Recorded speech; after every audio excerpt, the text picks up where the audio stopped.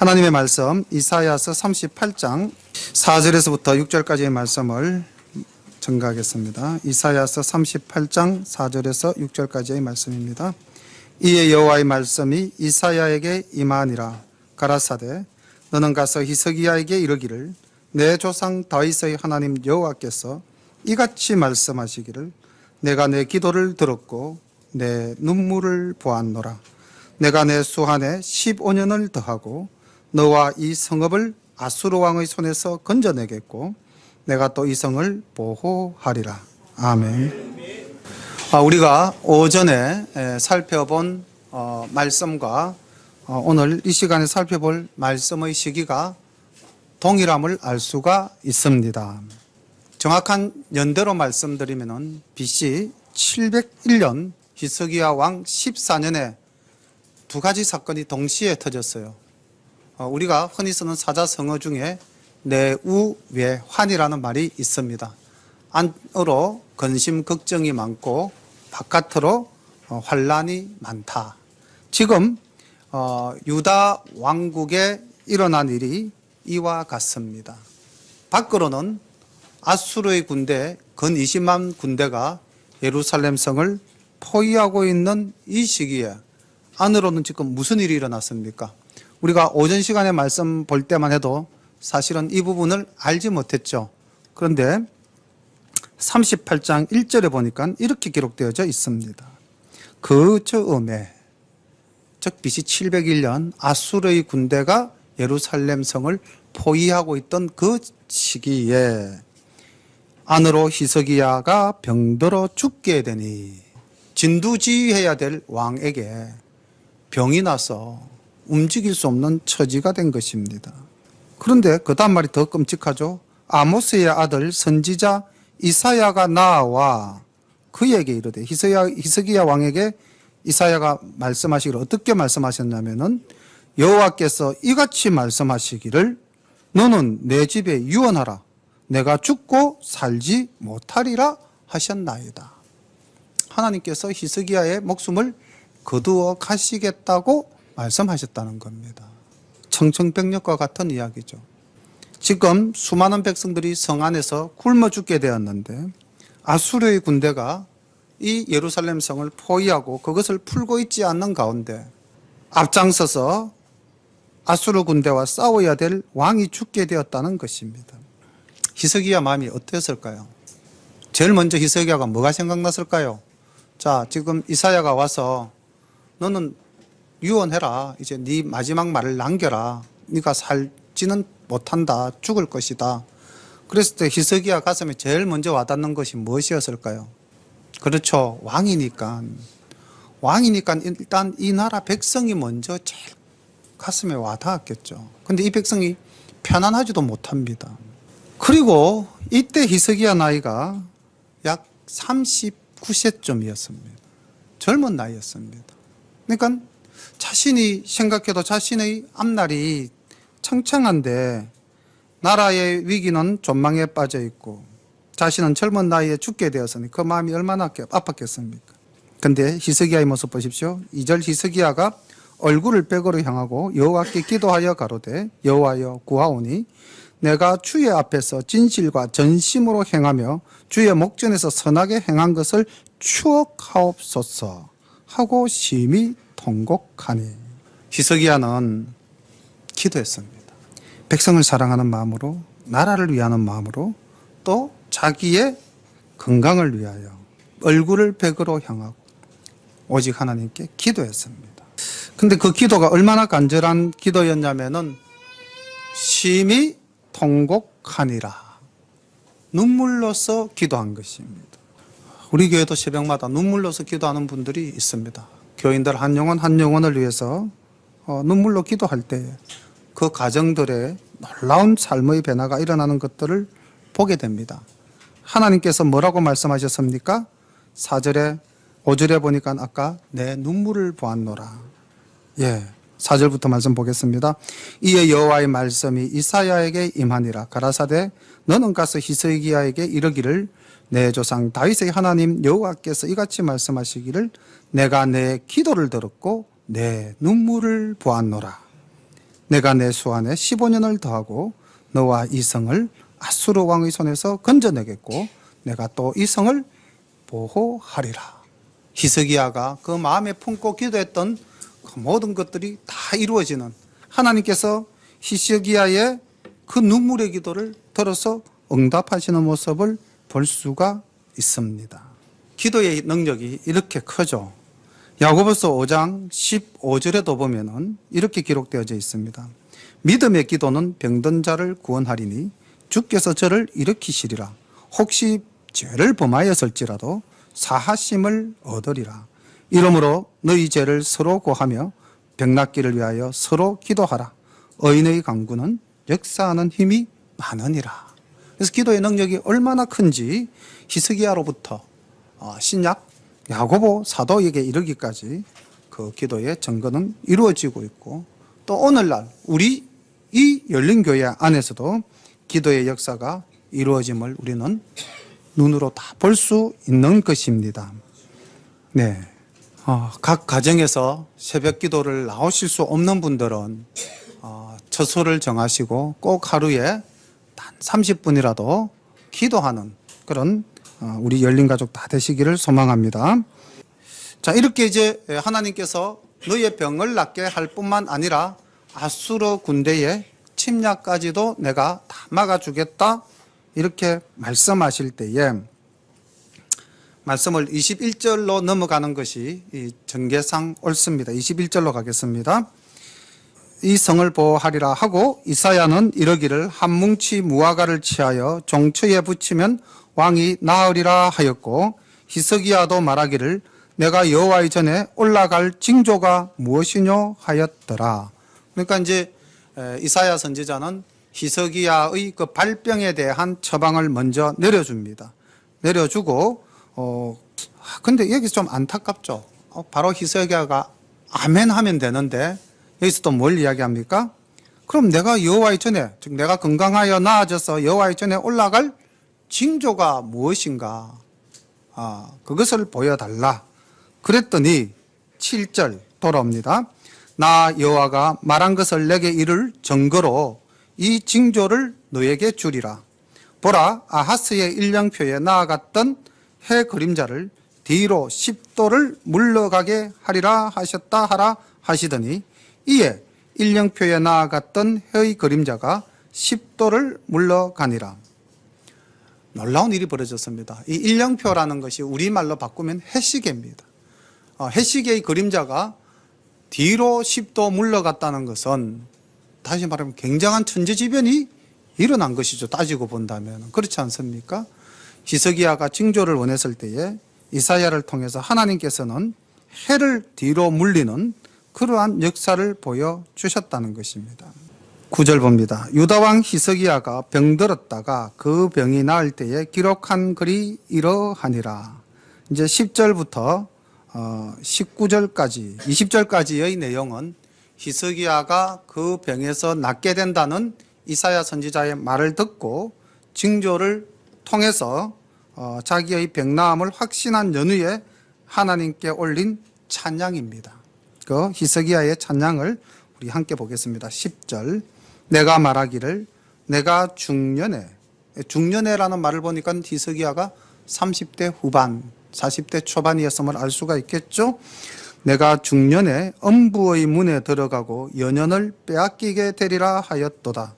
내가 또 말하기를 내가 다시는 여호와를 배웁지 못하리니 생존 세계에서 다시는 여호와를 배웁지 못하겠고 내가 세상 거민 중에서 한 사람도 다시는 보지 못하리라 하였도다. 나의 거처는 목자의 장막을 거둠같이 나를 떠나 옮겼고 내가 내 생명을 말기를 직공이 배를 걷어 말름같이 하였도다. 주께서 나를 틀에서 끊으시리니 나의 명이 조석간에 마치리이다. 내가 아침까지 견디었사오나 주께서 사자같이 나의 모든 뼈를 꺾으시오니 나의 명이 조석간에 마치리이다. 죽음을 앞두고 죽음에 대한 절망감과 다음 인생의 무한함, 그리고 내가 죽음으로써 모든 관계가 끊어진다. 사람과 사람과의 관계도 끊어지고 내가 이 생존 세계에서 하나님과의 관계도 끊어지게 되는구나. 그러한 자신의 삶에 대한 무상감을 먼저 이야기합니다. 그리고 이러한 무상감 속에서 가만히 보면은 히스기야는 하나님에 대한 원망과 불평이 없음을 우리는 또한 보게 되죠. 그리고 그가 기도한 내용이 뭡니까? 나의 진실함과 나의 전심으로 행한 하나님 앞에서의 선한 나의 행위를 하나님 한 번만 돌아봐 주시옵소서. 혹시 우리도 이렇게 기도할 수 있겠습니까? 하나님께서 내 생명을 거두신다 할 때에 하나님, 내가 전심으로 주님을 섬겨사옵니다. 내가 주님 앞에서 온전히 진실함으로 행하였습니다. 주님, 이 일을 추억해 주옵소서. 돌아봐 주옵소서. 우리가 만약에 이렇게 히스기야처럼 기도할 수 있다면 그 믿음이 상당한 믿음이라고 생각을 합니다. 그 삶이 하나님 보시기에 참으로 선한 삶이라고 생각을 합니다. 그래서 히스기야는 지금 이런 자신의 그 목숨이 경각에 달린 상황에서 기도할 때에 주님께 그렇게 기도했습니다. 나를 긍휼히 여겨 주옵소서. 어떻게 긍휼히 여겨달라는지 14절부터 또 구체적으로 증거합니다. 나는 제비같이 학같이 지적이며 비둘기같이 슬피 울며 나의 눈이 새하도록 앙망하나이다. 여호와여, 내가 압제를 받사오니 나의 중보가 되옵소서. 주께서 내게 말씀하시고 또 친히 이루셨사오니 내가 무슨 말씀을 하오리까? 내 영혼의 고통을 인하여 내가 정신토록 가끈히 행하리이다. 주여, 사람의 사는 것이 이에 있고 내 심령의 생명도 온전히 거기 있사오니 원컨대 나를 치료하시며 나를 살려 주옵소서. 아멘. 히스기야는 하나님께서 내 삶의 주관자 되시고 나의 모든 문제를 해결해 주시는 해결자 되심을 목숨이 경각에 달린 상황 속에서도 기도로 고백하고 있습니다. 그리고 하나님께서 자기를 반드시 살려 주실 것을 확신하는 것 같습니다. 17절 보십시오. 보옵소서, 내게 큰 고통을 더하신 것은 내게 평안을 주려 하심이라. 주께서 나의 영혼을 사랑하사 멸망의 구덩이에서 건지셨고 나의 모든 죄는 주의 등 뒤에 던지셨나이다. 엄부가 주께 살해하지 못하며 사망이 주를 찬양하지 못하며 구덩이에 들어간 자가 주의 신실을 바라지 못하되 오직 산자 곧 산자는 오늘을 날 내가 하는 것과 같이 주께 감사하며 주의 신실을 아비가 그 자녀에게 알게 하리이다. 여호와께서 나를 구원하시리니 우리가 종신토록 여호와의 전에서 수금으로 나의 노래를 노래하리로다. 아멘. 히스기야는 이사야 선지자를 통해서 백납기를 주께서 이루어 주신다는 그 말씀을 듣고 자신의 삶 속에서 생명의 위중을 원망 없이 하나님에 대한 신앙 고백으로 하나님께 은혜를 구하고 그 다음 하나님께서 그 영혼을 살려주심에 대하여 오늘 세 가지 우리에게 교훈을 줍니다. 하나님의 은혜를 받은 자가 이 땅에서 할 수 있는 일이 무엇인가? 첫 번째가 19절 보십시오. 오직 산자 곧 산자는 하나님의 은혜로 생명을 얻은 자는 오늘날 내가 하는 것과 같이 주께 감사하며, 첫째가 감사합니다. 우리 모두 하나님으로부터 귀한 생명을 이렇게 강건하게 지낼 수 있도록 은혜 받지 않았습니까? 그럼 우리가 첫 번째로 해야 될 일이 뭐죠? 감사합니다. 감사해야 됩니다. 두 번째가 뭡니까? 주의 신실하심을, 우리 하나님의 살아계심과 우리 하나님께서 역사를 주관하심과 우리 하나님께서 나의 여호와 되심을 그 아비가 그 자녀에게 알게 하리이다. 신앙 교육입니다. 오늘도 지금 우리 여기 앉으신 성도님들 중에 자녀를 대동하고 함께 예배드리는 이 가정들은 복받은 가정들입니다. 이 자녀들이 지금 하나님의 품 안에서 자라나지 않습니까? 하나님의 말씀을 듣고 하나님의 전에서 자라나는 하나님의 귀한 어린 생명들, 여러분들의 가정의 자녀들은 하나님의 복을 받아 누리며 살게 되는 것입니다. 세 번째가 20절에서 나오죠. 여호와께서 나를 구원하시리니 우리가 종신토록 언제까지? 종신토록 여호와의 전에서, 어디에서? 여호와의 전에서 수금으로 나의 노래를 노래하리로다. 찬양입니다. 그래서 우리가 정말 성전에 나와서 하나님께 찬양 드리는 것은 하나님과 우리가 정말 영적으로 만나는 아름다운 귀한 시간이고 복된 시간입니다. 그래서 우리 오후 예배가 이제 이렇게 찬양으로 하나님과 영적으로 찬양 드리며 기도하며 이루어 나가는 예배의 이 과정이 참으로 소중하고 아름답다는 것입니다. 찬양이 얼마나 소중한가. 시편 145편부터 시편 150편까지의 말씀을 보면은 매장 첫 절에서 이렇게 이야기합니다. 145편 1절 왕이신 나의 하나님이여 내가 주를 높이고 영원히 주의 이름을 송축하리이다. 146편 1절에 보면 할렐루야 내 영혼아 여호와를 찬양하라. 147편 1절에 보면 할렐루야 우리 하나님께 찬양함이 선함이여 찬송함이 아름답고 마땅하도다. 시편 148편 1절에 보면 할렐루야 하늘에서 여호와를 찬양하며 높은 데서 찬양할지어다. 149편 1절 보면 할렐루야 새 노래로 여호와께 노래하며 성도의 회중에서 찬양할지어다. 150편 1절 이렇게 기록되어져 있습니다. 할렐루야 그 성소에서 하나님을 찬양하며 그 권능의 궁창에서 그를 찬양할지어다. 아멘. 145편부터 150편까지 1절 말씀을 보면 모두가 찬양을 고백하고 있습니다. 우리 150편 6절을 다 함께 봉독하시겠습니다.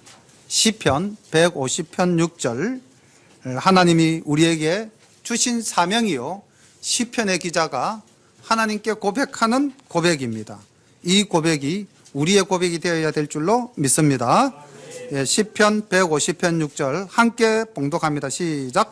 호흡이 있는 자마다 여호와를 찬양할지어다. 할렐루야. 아멘. 호흡이 있는 자는 다 하나님을 찬양하라 그랬습니다. 우리가 입을 열어 찬양하는 것만큼 아름다운 일은 없고 하나님께서 기뻐하시는 일이 없는 줄로 믿습니다.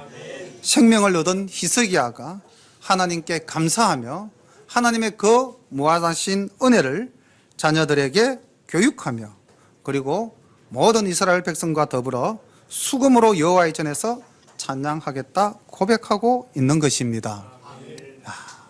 여기서 끝났으면 저는 참 히스기야가 좋았을 거라고 생각을 합니다. 근데 문제는 이사야서 39편을 넘어가면은 오전에 제가 말씀을 드렸던 내용이 36편과 37편에는 아수르 왕 산헤립의 그 교만함을 보았다면은 믿지 않는 자가 자신의 힘으로 하나님의 영광을 가리는 하나님을 능멸하는 그 교만을 보았다면 이제 이 39장 하나님을 그렇게 찬양하겠다, 교육하겠다, 감사하겠다 한 이 히스기야가 악한 영이 틈을 타니까 이렇게 또 변할 수가 있구나. 이게 사람이구나. 그걸 알 수 있는 내용이 39장에 나옵니다. 그러니까 우리가 하나님의 말씀에 은혜 받았고 내 영이 새롭게 변화받았다. 내 모든 것이 치유받았다. 감사하다. 할렐루야 찬양했는데 돌아서면 인간은 약한 존재가 될 수밖에 없음을 우리는 고백해야 하는 것입니다. 오늘 히스기야가 그것을 보여줍니다. 우리가 군에 가면은 이렇게 교육 훈련 중에서 두 가지 동작을 보여주잖아요. 그죠? 하나는 정확한 동작. 그래서 이렇게 해야 한다라는 것을 보여줍니다. 교육은 대체적으로 학교 교육은 정확한 것을 보여주며 정확한 것을 가르치죠. 그런데 군대에서는 한 가지 교육을 더 합니다. 잘못된 행동. 그렇게 해서는 안 되는 행동 또한 보여줍니다. 이걸 우리는 오시범이라고 이야기를 하죠. 그래서 정확한 정시범과 잘못된 오시범을 두 가지를 보여주고 이렇게 하면 안 되고 이렇게 해라라는 것을 보여줍니다. 성경에 오늘 38장의 내용은 하나님께서 우리에게 가르쳐 주신 정확한 시범, 즉 너희들이 고난을 당하거든 이렇게 하라라는 말씀이었다면 39장은 이렇게 하면 안 된다라는 것을 보여주는 오시범입니다. 자, 보십시오. 어떻게 이루어져 가는지. 그때에 발라단의 아들 바벨론 왕 무로닥 발라단이 히스기야가 병들었다가 나았다 함을 듣고 글과 예물을 보낸지라. 히스기야가 사자를 인하여 기뻐하여 그에게 궁중 보물 곧 은금과 향료와 보배로운 기름과 모든 무기고와 보물고에 있는 것을 다 보였으니 궁중의 소유와 전 국내의 소유를 보이지 아니한 것이 없은지라. 자, 이 내용이 뭡니까? 이것을 우리가 어떻게 해석을 한번 해볼 수 있을까요? 자, 이때 바벨론은요, 아수르의 지배를 받고 있었던 때입니다. 약한 바벨론이에요. 아직까지 아수르를 정복할 만큼의 힘이 없었던 약한 아수르의 압제에 있던, 다시 말하면 유다와 처지가 비슷한 그러한 상황이었어요. 그래서 이 바벨론 왕이 아마 사절단을 보냈겠죠. 동맹을 맺자고. 그렇게 해서 바벨론 사신이 왔을 때에 히스기야가 그 사신을 맞이하면서 기뻐하였다. 상대가 나를 인정해 주는 것에 대한 기쁨이었을 수도 있겠죠. 그런데 문제는 그 다음이죠. 자기의 모든 것을 드러내는 교만함이 나타나는 것입니다. 여기 우리 본문 말씀에는 교만이라는 말이 없는데 우리 역대하서 32장을 한번 펴보실까요? 역대하서 32장 22장 22절 말씀을 보면은 우리 39장 1절과 2절에서 만난 동일한 사건에 대해서 이렇게 기록되어져 있습니다. 이와 같이 여호와께서 히스기야와 예루살렘 거민을 아수르 왕 사네립의 손과 모든 적국의 손에서 구원하여 내사 사면으로 보호하심에 여러 사람이 예물을 가지고 예루살렘에 와서 여호와께 드리고 또 보물로 유다 왕 히스기야에게 드린지라. 이후부터 히스기야가 열국의 눈에 존대하게 되었더라. 그때에 히스기야가 병들어 죽게 된 고로 여호와께 기도하며 여호와께서 그에게 대답하시고 또 이적으로 보이셨으나. 그 다음 25절 우리 다 함께 읽어보겠습니다. 시작. 히스기야가 마음이 교만하여 그 받은 은혜를 보답지 아니하므로 진노가 저 유다와 예루살렘에 임하게 되었더니. 아멘. 역대서의 기자는 히스기야가 마음이 교만하여졌다라고 분명히 기록하고 있습니다. 우리가 하나님의 은혜를 받아서 내 모든 문제가 해결이 된다면 더욱더 겸손함으로 하나님의 은혜에 감사하고, 아까 정말 38장에서 히스기야가 다짐했던 가르치고 그 다음 주님을 찬양하는 정확한 행동을 했으면 얼마나 좋았을까요? 그런데 인간이기 때문에 자기중심적으로 자기를 드러내는 그러한 죄를 범할 수밖에 없었다는 것입니다.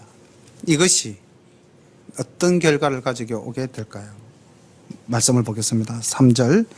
이에 선지자 이사야가 히스기야 왕에게 나와 묻되 그 사람들이 무슨 말을 하였으며 어디서 왕에게 왔나이까? 히스기야가 가로되 그들이 원방 곧 바벨론에서 내게 왔나이다. 이사야가 가로되 그들이 왕의 궁전에서 무엇을 보았나이까? 히스기야가 대답하되 그들이 내 궁전에 있는 것을 다 보았나이다. 내 보물은 보이지 아니한 것이 하나도 없나이다. 여기 이 3절에서 히스기야의 마음속에 어떤 심리가 깔려져 있었냐면요, 그들이 멀리서 와서 자기에게 인사했다는 것에 대해서 굉장히 자기 스스로가 우쭐하는 마음이 있었을 거고요. 또 하나는 그들이 원방, 즉 먼 곳에서 왔다. 그래서 내가 이것들을 보여준다 할지라도 그들이 나중에 우리를 침략하러 올 일은 없을 것이다 라는 그런 계산을 했는지도 모르겠습니다. 즉 지금 내가 행하는 이 일이 나중에 어떤 일의 발단이 될 것이라고는 전혀 생각하지 않고 자기 가진 모든 것을 다 나타내 보였다는 거죠. 이거 사람들이 굉장히 범하기 쉬운 오류입니다. 우리도 그럴 때가 있지 않습니까? 설마 뭐 내가 이렇게 말함으로써 무슨 일이 일어날까 이렇게 생각하면서 가볍게 넘긴 일이 나중에 내 발목을 붙잡는 일이 되는 경우가 왕왕 있습니다. 오늘 바로 이 오시범을 히스기야가 우리들에게 보여주고 있죠. 내 궁전에서 모든 것을 다 보았습니다.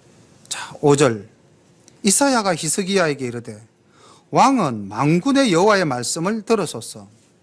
즉 당신의 그 교만함에 대한 하나님의 징계가 있습니다. 보라, 날이 이르리니 내 집에 있는 모든 소유와 내 열조가 오늘까지 쌓아둔 모든 것이 모두 바벨론으로 옮긴 바 되고 남을 것이 없으리라. 여호와의 말이니라. 또 내게서 날 자손 중에서 몇이 사로잡혀 바벨론 왕궁의 환관이 되리라 하셨나이다. 끔찍한 말씀이 선언되어졌습니다. 모든 소유와 모든 것들이 바벨론으로 옮겨가게 될 것이고 남은 것은 전혀 없게 될 것이다. 그리고 너의 자손 중에서 환관이 될 자가 나올 것이다. 다시 말하면 이스라엘이 망하게 될 것이다 라는 말씀이죠. 8절 해석을 잘 하셔야 됩니다. 히스기야가 이사야에게 이르되 당신의 이른바 여호와의 말씀이 좋소이다. 또 가로되 나의 생전에는 평안함과 견고함이 있으리로다 하니라. 이 말씀을 잘못 이해하게 되면 어떻게 이해하게 됩니까? 나라가 망하고 이 모든 것이 다 좋다 이 말로 해석할 수가 있겠죠. 그렇게 받아들이시면 안 됩니다. 여기서 히스기야가 이사야의 그 말씀에 대해서 깨우쳤겠죠. 그리고 우리 역사적으로 이런 사건 한 번 있었죠. 다윗 왕 때에 다윗이 우리야의 아내 밧세바를 범했을 때 선지자 나단이 다윗을 바로 그 앞에서 책망했죠. 그때 다윗이 어떻게 반응했습니까?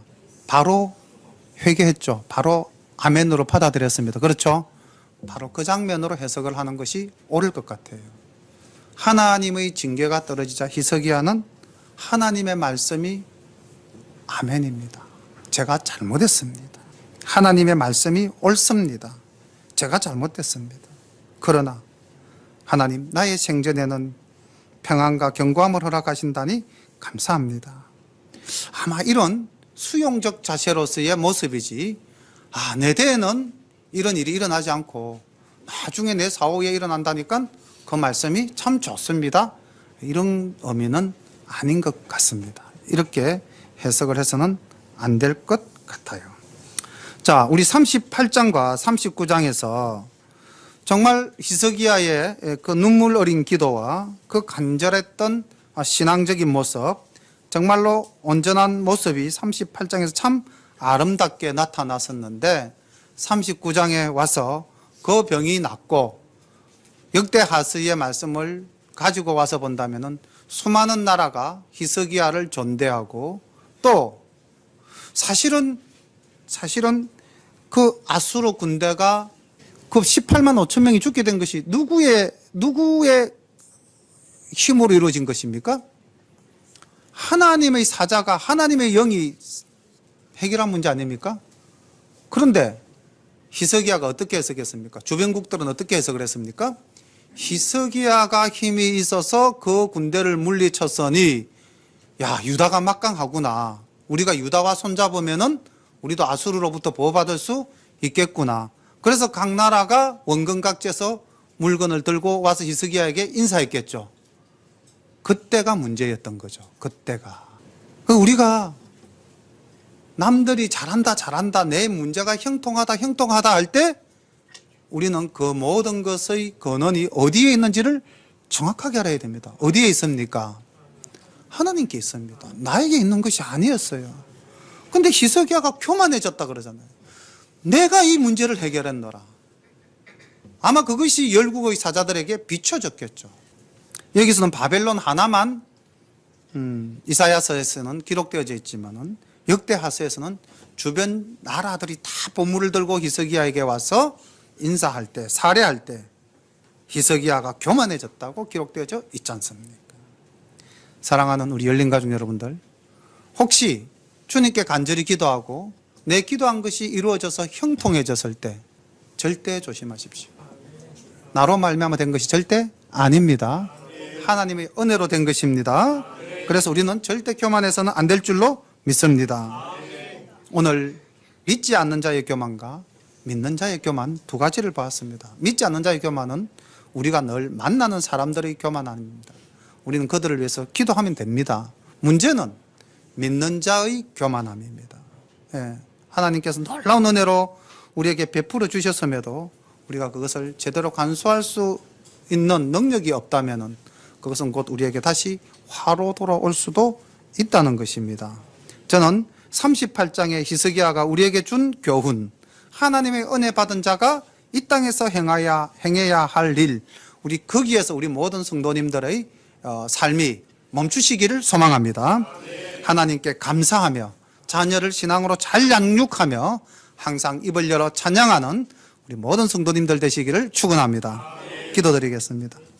사랑의 아버지 하나님, 주님의 능력이 얼마나 크신지요. 하룻밤 만에 18만 5천 명 적병을 몰살시키신 그 놀라우신 하나님의 능력, 아버지 하나님, 죽어가던 자를 다시 살리시는 그 하나님의 놀라우신 능력, 일령표를 10도나 물리신 천지 만물을 주관하시는 하나님의 그 놀라우신 은혜, 아버지 하나님, 이 모든 것들을 오늘날 우리도 누리고 삽니다.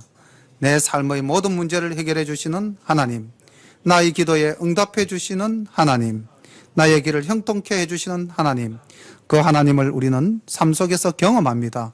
아버지 하나님, 이때 우리의 마음이 결코 교만해서는 안 될 줄로 믿습니다. 하나님 주신 은혜에 감사하며 하나님 주신 그 놀라우신 사랑에 우리가 찬양하며 아버지 하나님의 그 놀라우신 능력을 우리가 자손들에게 교육하여 우리의 믿음이 대대로 후손들에게 전달되어지는 그러한 복된 믿음의 가정을 세워가는 저희들 되게 하옵소서. 하나님 아버지, 우리 열린교회에 아름다운 찬양이, 하나님 아버지, 우리 열린교회의 간절한 기도가 끊어지지 않게 하여 주심을 감사합니다. 새벽마다 눈물로 기도하는 하나님의 귀한 딸이 있습니다. 아버지 하나님, 입을 열어 하나님께 온몸 다 바쳐 찬양하는 주님의 귀한 아들, 딸들이 있습니다. 하나님, 우리의 기도와 우리의 찬양을 들으시고 아버지 하나님, 우리 열린교회가 이 지역을 지키는 파수꾼이 되며 정말 이 지역을 복음화시키는 하나님의 귀한 사명자들이 다 되어질 수 있도록 인도하여 주옵소서. 예수님의 이름으로 감사하며 기도드립니다. 아멘.